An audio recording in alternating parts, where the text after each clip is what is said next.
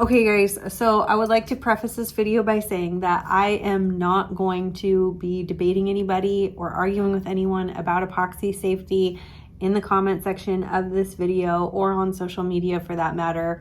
The information that I have about epoxy safety is from over 4 years of experience with working with these products every single day in making tumblers, and it's also coming direct from the manufacturers of the epoxy that I use. In this video, we're going to be talking about 4 different points of safety when working with epoxy resins for tumbler making. Number 1, we're going to be talking about safety data sheets. 2, we'll be talking about PPE. 3, we'll be talking about workspace and ventilation. And 4, we'll be talking about cleanup. So the first thing we're going to be talking about is safety data sheets. What are safety data sheets? Well, the safety data sheets are provided by the manufacturer of your epoxy resins that tell you how to safely use their product. It'll tell you all the precautions that you need to take in order to safely use them. You should not have to dig to find a safety data sheet. It should not be difficult to locate on that manufacturer's website. For example, if you use Alumilite epoxy, you can go to alumilite.com and find that data sheet on their website. Sometimes the safety data sheet will come in the box with it, but you shouldn't have to email someone or really dig for a safety data sheet. That information should be readily available. And that safety data sheet is going to tell you everything that you need to know for how to safely use the product. So it's going to tell you, do you need PPE, ventilation, etc., etc. And I will tell you that no matter how safe that 2-part epoxy resin might be marketed, it's almost always going to tell you the same thing, that you need to use PPE, you need to have good ventilation, and you need to keep it off of your skin. So we're going to be covering how I do those things later on in this video, but again, it's very important to locate the safety data sheet for your product before you use it and read through it. So the next thing we're going to be talking about is personal protection equipment, or PPE. These are the products that we're going to use to protect ourselves from the epoxy resin, because we don't want to get it in our eyes, we don't want to get it in our lungs, and we don't want to get it on our skin. So the first thing we were going to talk about is our masks. So we always say you gotta wear a mask. Well, what do I mean by that? I mean you need to be wearing a respirator, and that respirator needs to be fitted with organic vapor filters. Particle filters do not work. So if you have flat pink filters that aren't made of some kind of plastic like this, it's probably just a particle filter, and it's not protecting you against organic vapors. Now I have both a full face and a half face. Both of mine are from Honeywell. I will link these down below. So I will wear my full face mask if I'm doing large epoxy process type projects, if I'm going to be exposed to it for long periods of time. This is a really heavy duty one that I got from Honeywell, okay? And then this is my half face that I use daily just because it's a little more comfortable for me.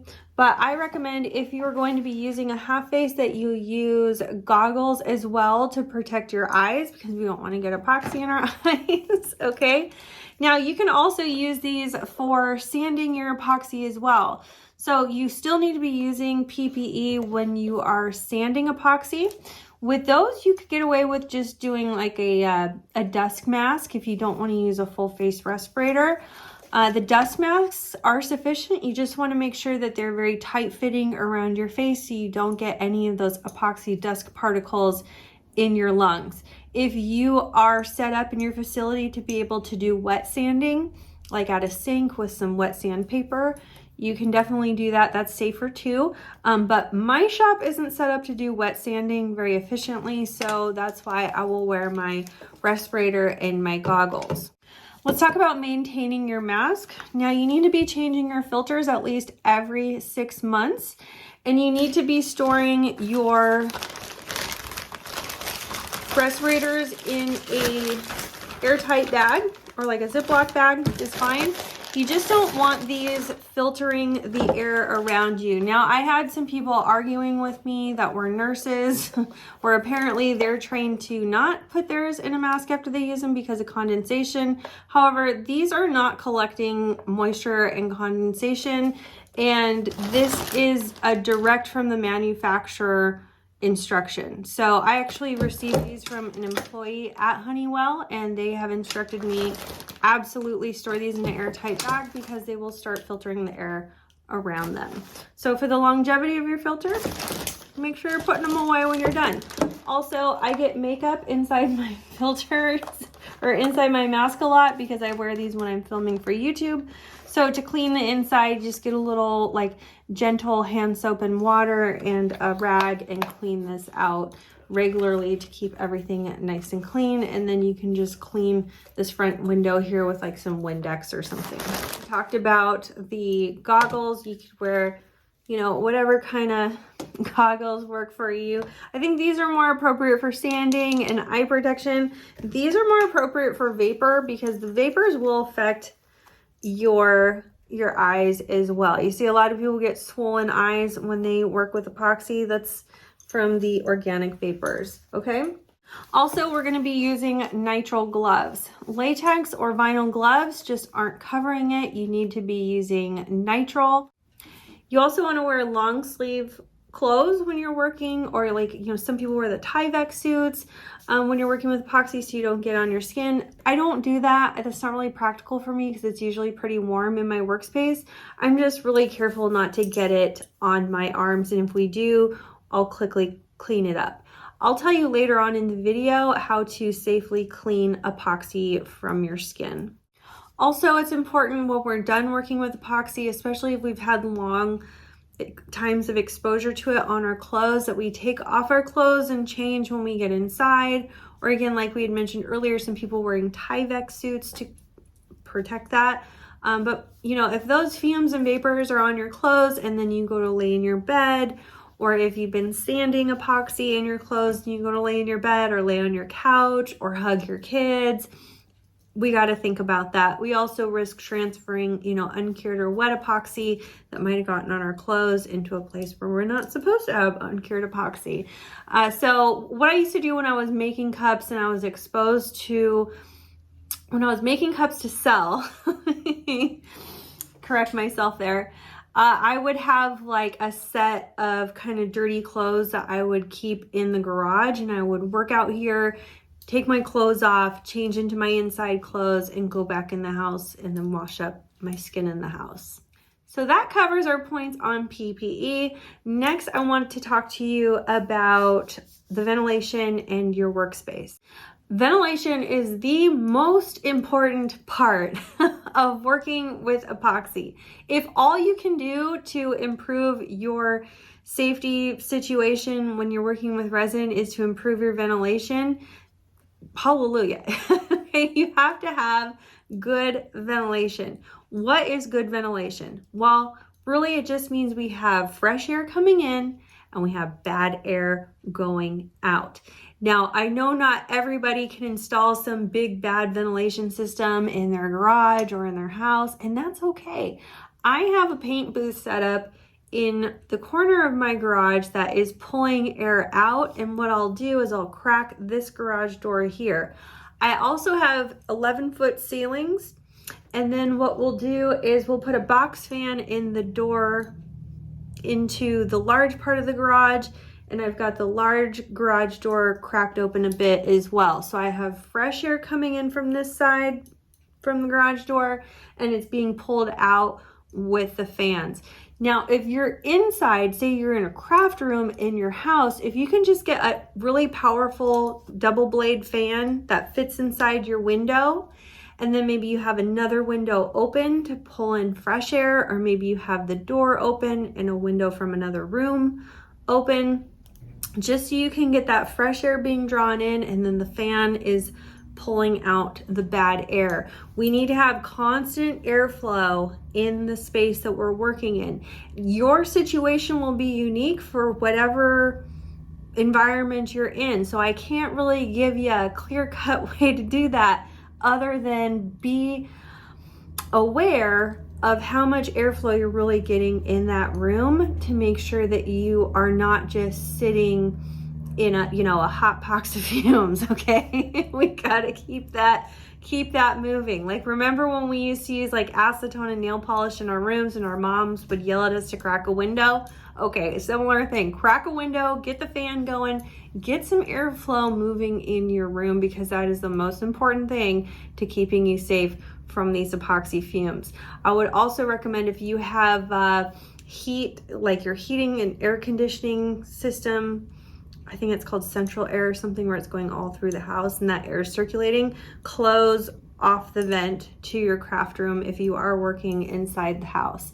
Or if you're working in an apartment or something and you don't have an extra room, if maybe you have an extra bathroom or something, or you can just run your epoxy in your bathroom with that bathroom vent fan on, and then having some fresh air coming in through the door, just something, okay? Any kind of effort is better than no effort at all. We also want to keep kids and pets away from our work environment.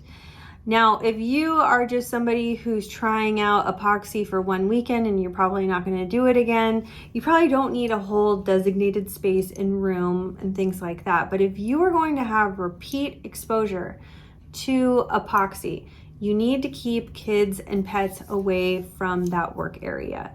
So epoxying in your living room or your kitchen is not the most ideal kind of setup. We want to get it somewhere where it's excluded from the rest of the house. If you don't have an extra room, maybe consider getting like a grow tent that has inline exhaust, where you have the inline exhaust blowing out the bad fumes, and then an intake that's bringing in good air. However you are able to set that up in your apartment building or your home, I don't really know, because I've never had to set something like that up. But it's just an option, just so we can keep those fumes to one, location where they're not exposing our kids and pets to it repeatedly.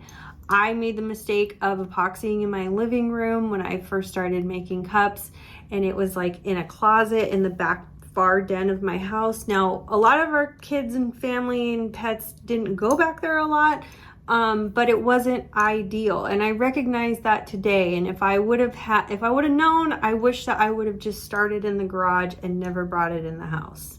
And finally, I want to talk to you about cleanup.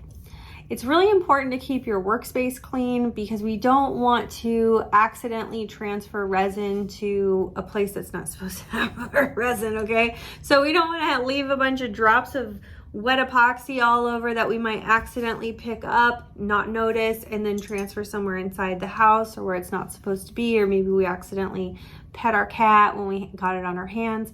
So trying to keep things cleaned up. I have silicone mats under all of my turners that I keep cleaned regularly. You can just wipe them off with some rubbing alcohol and a paper towel, or you can wait till it dries and have a good time peeling off those epoxy drips, or you just replace them every few months or so.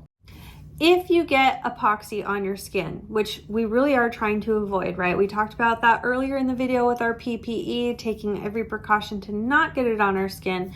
But if we do, the proper way to clean it up is with some sort of like scrub.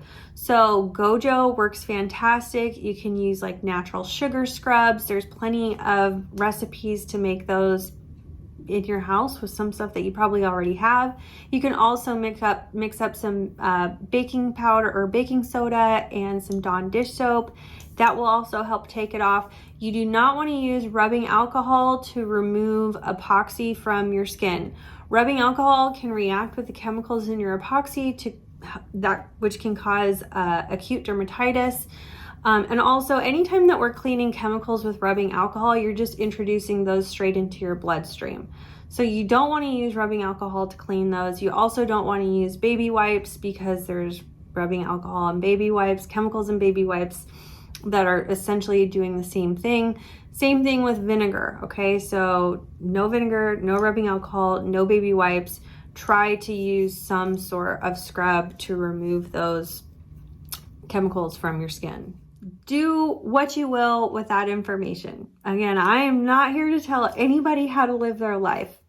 Trust me, there's no judgment here. One, I'm not going to be irresponsible and not bring those things up and not bring them to your attention, particularly when I have so many beginner viewers on my channel. I want to keep you guys safe. I want to keep you guys enjoying this craft and hobby for a very long time. I want you to enjoy what you're doing without getting sick.